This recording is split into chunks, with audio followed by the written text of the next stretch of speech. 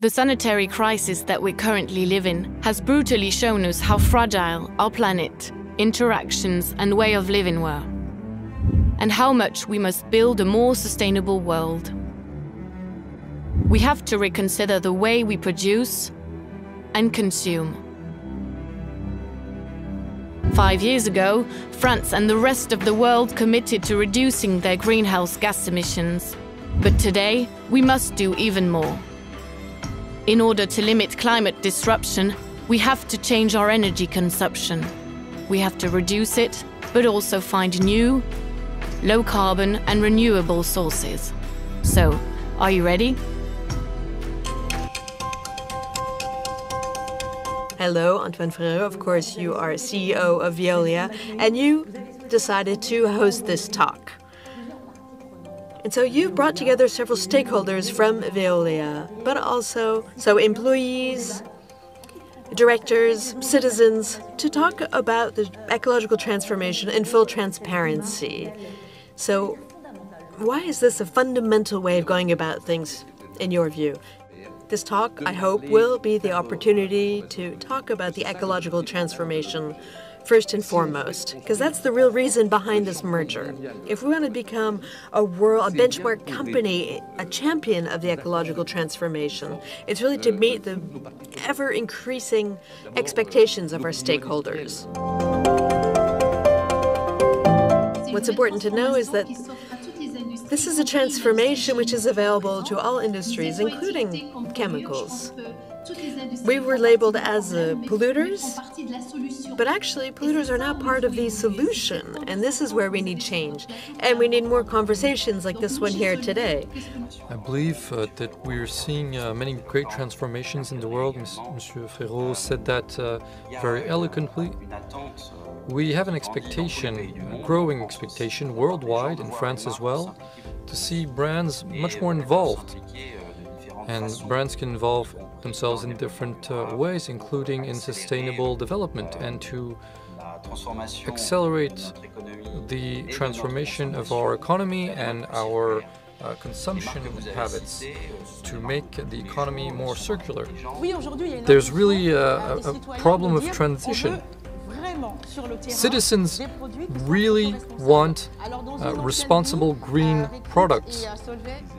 Rekit really illustrates these solutions that we know how to use, but they aren't used enough today throughout the world. And then there's solutions we have to invent. Ms. Kadri talked about getting rid of coal in energy.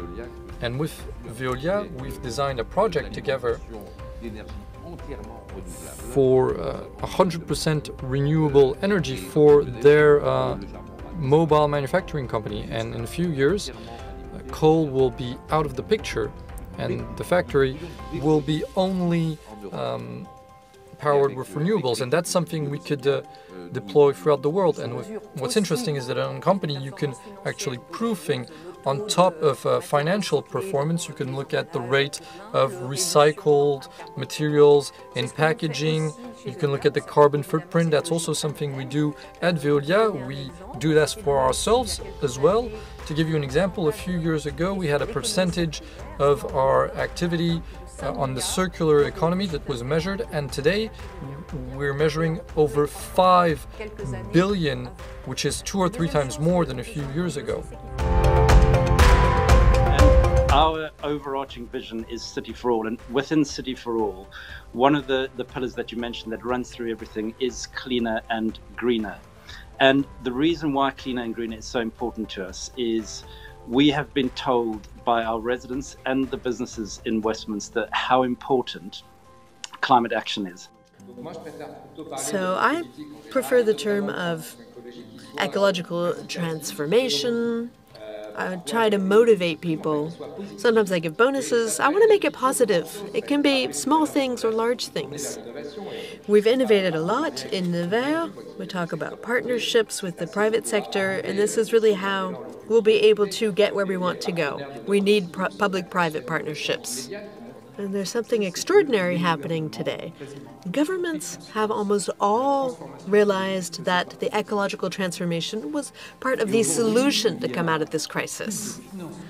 And currently there's more financing available than actual projects to spend that money. And it's up to public authorities, up to local authorities and companies like Veolia to get together to invent those solutions we need. Whenever there is efficiency, there should be funding. But now they have to be implemented. And we believe that it's necessary to ensure that the ecological transformation is really thought through and well prepared. And that's why we have to know changes in professions for the ecological, so that we can identify the true needs in training and rethink what we need to do for professional reconversions. So I won't come back to everything that's already been said, but I think that jobs will be different depending on the various business lines. For industry, for ecological services, we'll all have to adapt. These are commitments by Mr. Frérot. Does this reassure you? Yes, I think it reassures the employees first and foremost, those of Suez and Veolia. It's quite rare to hear this at this level, and I believe that this can alleviate a certain level of anxiety that many people might have. In France, we don't realize how extraordinary our reputation is internationally, thanks to COP21, for instance. People consider it where we think about the environmental issues, it's in France. We're going to be very careful to make sure that everyone keeps their jobs with skills. Yes, these jobs will be saved, and there's an ambition for a project and the meaningfulness that we want to put in the work of all our staff, and I believe that matters as well, and that's why these jobs will be kept and will be developed, because our work is meaningful, and when you become the main driver of solutions for ecological transformation, it creates a lot of meaning for our employees. So quickly, we were working on a system that allowed us to better work on the transition between different jobs, and now we have to work on a transformation system with social partners. First of all, we have to involve representatives of the workforce. We don't do that enough.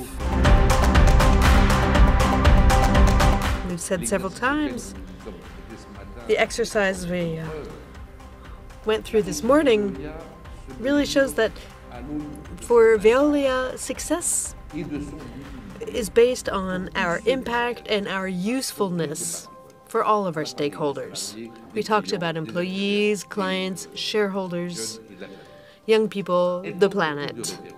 And we want to be a benchmark company for the ecological transformation. More than ever, that's our ambition, and that is the goal of our company.